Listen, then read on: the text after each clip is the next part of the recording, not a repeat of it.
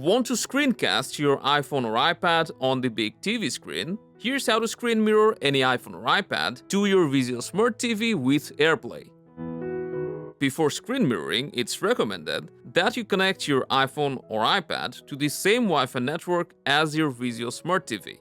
After that, just swipe down to open the control center and click on this screen mirroring icon. And in a moment, you'll see your Vizio Smart TV's name.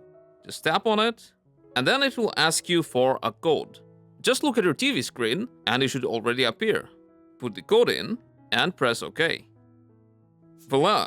There you go.